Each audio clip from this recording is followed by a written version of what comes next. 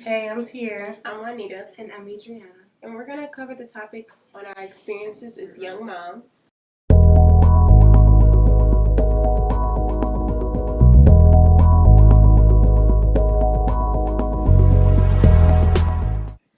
Hi, my name is Juanita Ford, and I am the mom of Charles Rollo III. His name is Prince for short. I'm the mom of Gray Austin McKenzie. My name is Adriana Hayden. My name is Tierra Lamar.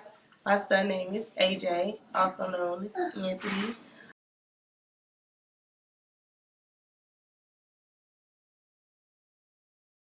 The joy I get from my baby is like, it's kind of like an undescribable kind of joy. Like, I can really be mad at the world and then he just roll over and smile at me and everything is just like, everything is okay. It doesn't matter what's happening. Like, and people say, oh, the love you have for your kid, you'll never feel that for anyone else. They're right. Because I love him more than anything I could ever even think of. Like, he's like the center of my world. I don't know what my life would be like if he wasn't here. And that's so weird, but I know it's just undescribable. My 3-year-old is autistic and he has delayed speech, so he doesn't tell me that he loves me. He shows me. And even my 6-month-old shows me he loves me. I can walk into a room or when I pick him up after work and he lights up like he sees me. It's like those little things that makes all these, the reason why my hair looks like this, worth it.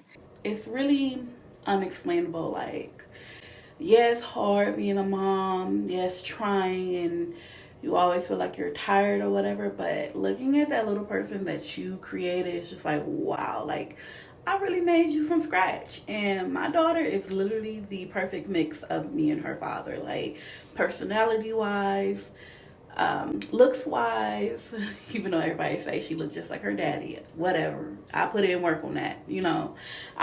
But it's just amazing. Like, wow, like here's this little person and I'm teaching her and she's gonna grow into something amazing one day. And let me tell you, my baby has literally seen me cry. She has wiped my tears. She has comforted me in ways that I never imagined were even capable at a time where I was so low and everything was just crumbling. My baby reminded me like, hey, it's me and you. We got this. We can keep going. So, like I said, that joy has brought is just unmatched. It's undescribable. Like, Yeah, I get two separate joys from each one. My oldest, I get a joy from her because she's really a sweetheart. She's really sweet. She always trying to help me, make me feel good, always complimenting me. She's a real sweetheart. The joy I get from my second kid, she's really silly. She plays entirely too much. She play all day. There's nothing that she takes serious. She just she real playful. So one is the biggest sweetheart, and one is so the biggest kid. She she play all day, and I love it. She's always going to see the best in me no matter what I do because I'm her mother. And kids are just so innocent in that way. And that's the beauty of that, no matter what I do. I could have just whooped my daughter 5 seconds ago, but she don't care. She still loves me the same. And just having that unconditional love is like nothing else in this world. I think like we're just getting into talking about like the joy part now. Like when I was going through the sad moments or whatever, but like parts of just like I think spending time with AJ like in common moments, like giving him a bath, was really like it calmed him down, calmed me down, and that was like some of my best moments. Like spending time with him, breastfeeding was like one of the first. I remember when that first day he was born, and everybody, well, Tony stayed with me at the hospital. He was asleep, and the nurses were all doing their thing, and it was just a moment me and AJ looked at each other and was just like, "Hey, it's you. Like I know you, you know me." And he literally just grabbed me and like fell asleep. I was like, that is just so cute because I would literally, because like I said, talking about before, like going into labor, I was ready for him to be here. I had all his stuff lined up. I was like, yes, I can't wait to put you in your basket and do all that. So those are like the cutest little moments, like when they actually acknowledge you and see you, and then y'all had that little bonding part was so cute.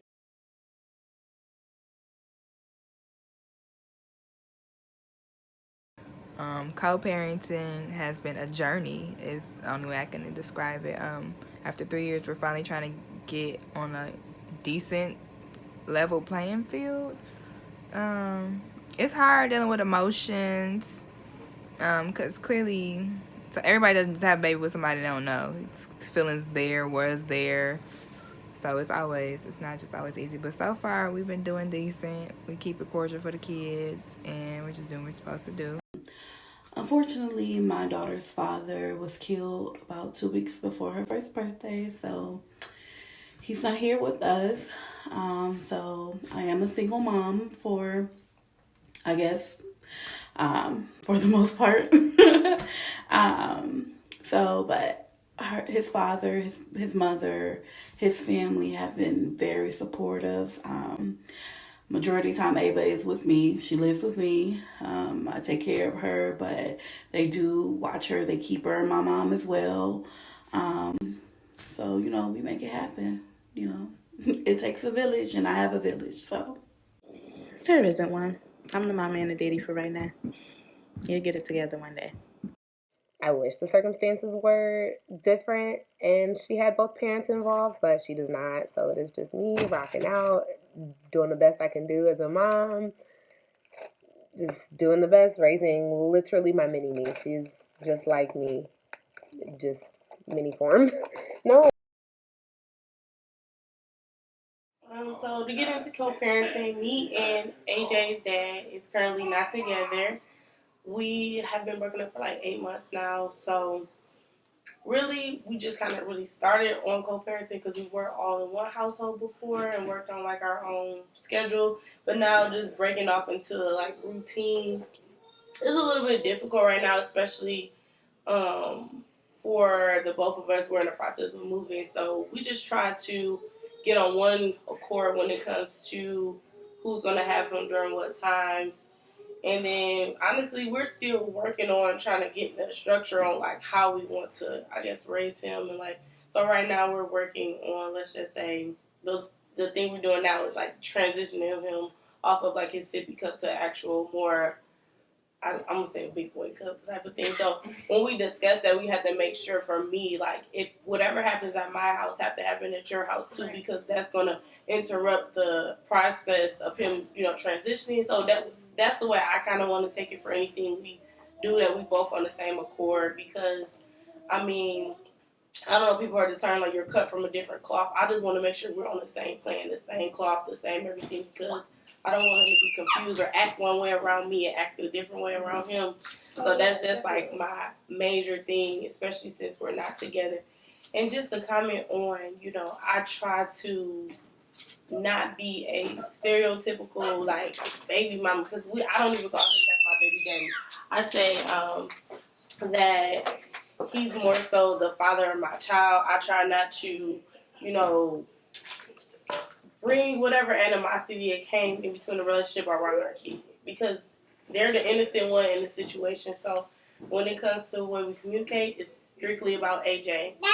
If there's anything that needs to be said, otherwise that we probably have to do meet in person, because it might turn into something that it shouldn't be about. So when it comes to co-parenting for me, it's just more so sticking to a plan, sticking to what you say you're going to do, and us coming up with a way to make sure that our son is continuing to progress in the steps that he needs to take, because he's 2 right now, so we want to make sure that he's still practicing his words and stuff like that. So that's just really important to me. And like, I know I have a routine at home, so like I love to read to my son before he go to bed and have that time. So I want to make sure that he's doing that over there, or just keeping it consistent between whatever households, so we can all be on the same accord. It's just like really important to me.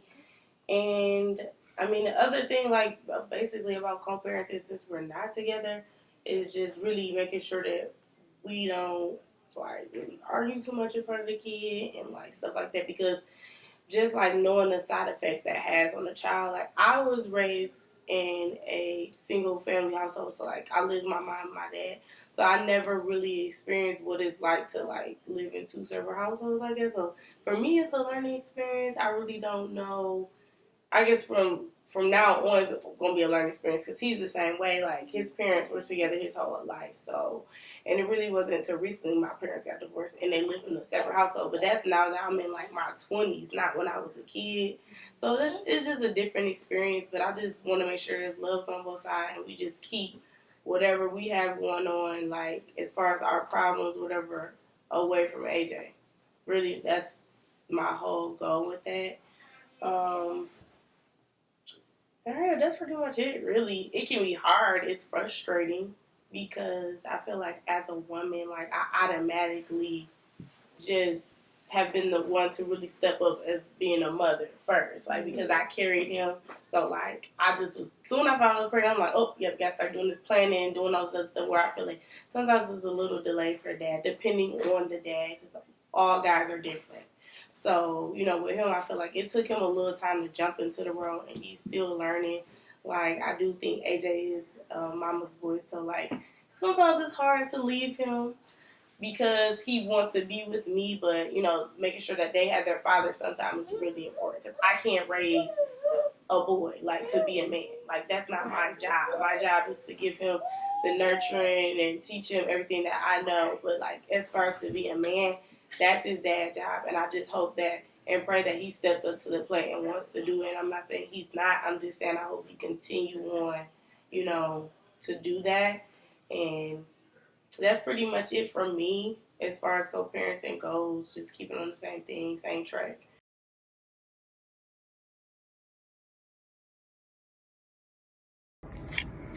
I do feel like I parent a little differently than my parents. My mom was more strict and she tended to yell a lot. But my dad was more calm. I feel like I'm more like my dad. I really just talk to my baby. Like if he's having a fit and getting fussy, I'm like, so what's going on? Like he's going to really talk to me because he's only 9 months. But it gets the job done. So there's really no need to yell or anything yet. And we'll see. I just feel like as Ava gets older, I know I want to have better communication skills between her and I, because I felt like me and my mom really didn't have good communicating methods. So I just want to install that in Ava now that she can always come to me with whatever, and I'm here for her to hear whatever, even if it's going to make me upset. So. I'm more patient than my mama was ever. My dad wasn't around, so it was just my mama. I try to be more understanding, even though they're little kids. I'm nice. I'm nice as heck. I let my kids basically do whatever, really. It's sad to say, but they do whatever they want to do. As long as they ain't endangering themselves.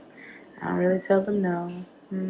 My mom, she was more of she was kind of mean. She was so extra. Oh my God. I'm not like that. We all just go with the flow. I would say my parenting is a big 360 versus what my parents did, because one thing I realized when I got older, and this was actually pretty recent, it was actually a year or two ago, I realized that one of my parents, so like my stepdad, he was very toxic. And then as a mom, I mean, not as a mom, but as a wife, or as a person who has a lover, you tend to be very either blind or just silent. So sometimes she would know when he was in the wrong, but she just didn't have a voice when it came to him. Like, she'd maybe wait until they have an argument, or she just wouldn't say how she feel in front of him or in front of us. Like, she defend us in our faces, but when we were in his face, she wouldn't say anything. Like, it's like, where's your voice or whatever. So for example, like, one problem that I have with my stepdad is that he was abusive with his power. So a lot of things he did and said is because you can tell it was because I'm the parent and you're the child. So a lot of times when you would have the opportunity to explain something to me, like when a child says why, or you tell them not to do something, or you tell them to do something, and they say why, I feel like that's the opportunity to explain or educate anybody about what they're doing wrong or why you want them to do something, whatever that case of the matter is, and they abuse it by saying, because I said so, or because I'm the parent and you're the child, you're just going to listen to me. And I feel like that's really toxic, because you can raise somebody to be that damaged, and you can raise them to not be understanding to their child. I feel like I'm a person, I have a different perspective, so I feel like you should be able to explain to me why I can't do something, or why this is wrong, or, you know, just anything I have a question about. So with my son, even though I'm young, I always knew because of my parents, I always knew how I wanted to raise a child. So with my son and him doing things, I feel like I will be slower to physical consequences, and I'm gonna more so be vocal about why you shouldn't do this, why you're in the wrong, or why you should listen to me. And not only that, I have to hear your side too. People have a reason to why they do things, so why discipline someone and you don't even know their reason behind it? And to just to be open and be good enough of a parent for them to be able to come to me about anything. Yeah, I'm going to make sure I'm really good with my guidance. I'm going to make sure I apologize for, sometimes spazzing out, because as parents, we can spaz sometimes. I'm going to make sure I apologize. I hold myself accountable. Just as a person, just let them know that you're a human being too, and they're human, so they can be listened to. Talk to them about anger issues. Talk to them about their character, so somebody else in the future won't have to deal with that. Like, you can see, your child. It's not about just raising a child, feeding a child, sending them off to college. Just always be there for your child. Be very vocal. Be the first person they can go to. Be non-judgmental. Be open, because you have to remember you're once a kid. It's just my point. Okay, so my parenting compared to my parents' parenting is not too much different. Just because right now I live with my parents, and I learn a lot from my mom. I have learned so much from my mom.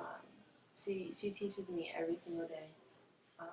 Things about my son. Like, anytime I have a problem with my son or I don't know what to do, I ask her, and she gives me advice. She always put family first. Always made sure family was first. Like when we had to go see family, everybody was going to be there. Mm-hmm. Like, everybody was going to be there. There's no excuses. You have to be there because we're going to see family.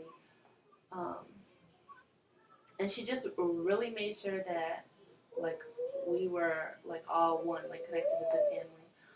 My parents, they were always together, like, through my childhood. They're still together to this day. Mm-hmm. So, that's what I wanted for my son. I know that doesn't always work out, but that's what I do want. That's what I do want for my son. In a household where he can see, like, how to show compassion, like you said, mm-hmm. and how to treat other people, how to be in a family, mm-hmm. In a family setting.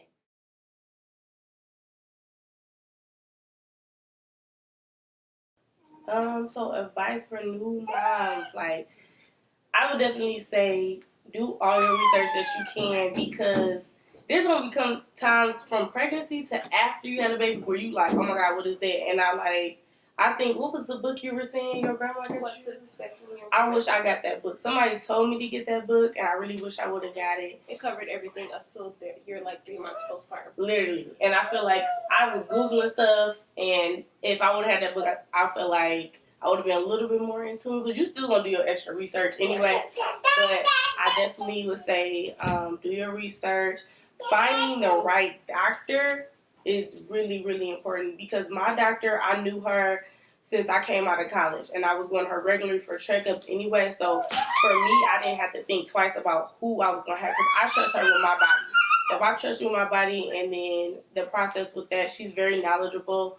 Shout out to Dr. Lisa, love you girl. She was super awesome, and I was scared. So when I went to my birthday party, I had to get an emergency C-section. I was so scared, but knowing that she was there with me, and even though, because we talked about it, she was like, you might have to do this. So I was a little bit prepared, but I knew that she was, at the end of the day, going to take care of me. She's actually the one who also did my son, I can't even think of it. His circumcision, thank you. And that went by really smooth. We didn't have any problems with that. Same thing with me. She handled everything from the beginning to end. So definitely find you a doctor that you trust. If you are with somebody that you don't like or got a weird feeling, find somebody else. Period. Because you don't want to get to the point you're in the hospital and you feel like you can't trust your doctors. Definitely I set up an appointment to visit the hospital before I went. I had downloaded the What to Expect app as well. And that's really fun during your process because you get the tracker for like when they're like a little cherry. Yeah, it's just fun. Yes, it's just so fun because like even through the little pains here and there or whatever you got swollen feet, you be like, yes, I'm a fuck. I got a little orange, I got a little watermelon. It's just so cute, and it also the app like it just kind of tells you about different I things. thought that was Baby Center. Was that Baby Center? Oh yeah, that is. It's Baby Center. But it's Baby Center. I had two. Because I downloaded the wrong app. I had two. So I had What to Expect, and another one was it was like fruits and stuff like that. Yeah. But What to Expect was nice too. Tomato. It was like, oh, your baby has like fingernails. Like I was like, because I'm not gonna lie, I did say like refer to my baby as an alien first because it was just so freaky. It was just like, oh my god, what is that little alien? But find you a support group, get you some apps, find people that spread like. If you put yourself in a loving environment, you know, you don't really want to pass on negativity to your child. So if you are experienced or don't have that type of support group, try to like really zen yourself, get some self-healing going on because you don't want to bring that life into this world on a negative path no matter what your situation is because everybody is different. You don't know what struggles, you know, the next mother is going through. But try to stay positive because you don't, I mean, every pregnancy is different. I would say I was kind of stressed during my pregnancy just due to relationship problems. But, like, my friends literally carried me through that. Like, my friends was there for me when I needed them to be. So, thank you, friends. Love y'all. And that's it. So, support. Do your research. And you got it. Like, you gonna doubt yourself sometimes. Like, oh, my God. Like, how can I handle myself when I'm up at 4 a.m. my baby screaming and my boob hurt from breastfeeding because they just bit me? Like, but you can do it and you'll survive. So that's like a Okay, so my advice definitely is the research. Research really puts you at ease because pregnancy is something so different. Like everybody experiences are different. So that's something you could definitely do research on about contractions and possibly getting catheters, C-section, the postpartum research, and just to know what you're going to go through so everything won't hit you like it'd be so scary. Hard. Yes, because it's so scary if you don't know something. So it's always good to be knowledgeable. Definitely agree on finding the right doctor. I actually had the wrong OBGYN like my first trimester. I used to wait in the doctor's office for like 4 hours before I saw him. It was actually 2 hours, and then he took another hour to do everything just to be like, oh, you're all right, I'll see you next month. And I was like, you know what? He overbooks himself, so I'm going to find someone else. Touring hospitals is really important, too, because you can want to do a water birth, and you can think that that will happen at every hospital, which isn't true. For comfort, check the rooms and see if it's a room that you like. See if it has a labor, like the little water tub in there. Like, yeah, so research, having support definitely, because things can really go wrong. You can have people to get on your nerves. You don't want to have a bunch of people in your room just because you want everybody to see that moment. Like, there's so many more moments that people can help cherish. But you have to be really wise about who's in your room when you're going to give birth. Like, it has to be somebody you trust, somebody that can ease your mind. You don't want people pressuring you to do anything. It's people who will go with your flow and also comfort you when you're not at comfort yourself and, like, ease you when you're not at peace. So don't just have anyone in there. Even if, like, your child's dad isn't the person you want to have. Don't have them in there. You don't have to have them in there. Like, you could just have, like, your mom, or if you just want your doctors in there, like, if you're your best person, that's completely fine. So I said support, research, touring the hospital, and really just preparing and, like, you know, a lot of patience. So just work on your patience. Even if you have a lot of it, just work on your patience and, like, optimism as a parent, because you can, when you're not a parent at first, you don't see why other parents do certain things, or you don't have as much patience with kids, or you're not as understanding, but it's very vital when you have your own child so that won't damage them when they get older.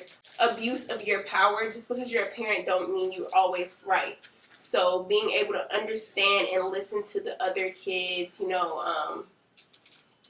being alert, being attentive as a parent, because that's a lot of things that people, I want to say, discriminate against young moms, that they just do anything with their kids, and that they don't care about their kids, they don't listen, and they don't know what to do with their own child. You need to be very attentive, I would say, from if it comes from what they wear to what they eat, who they're around, who you're around.